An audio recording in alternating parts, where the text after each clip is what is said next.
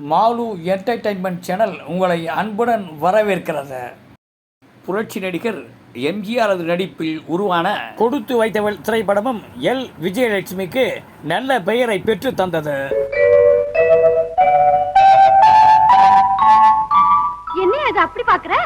இந்த காட்சியில் கூட மிகைப்படுத்தாமல் இயல்பாகவே செய்திருப்பார் எல். விஜயலட்சுமி.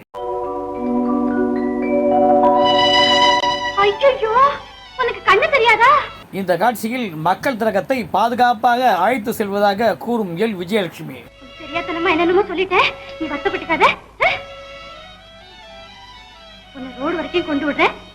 இந்த காட்சியிலும் மக்கள் திலகம் கண் தெரியாததை போன்றே எல். விஜயலட்சுமியிடம் பாவனை செய்திருப்பார்.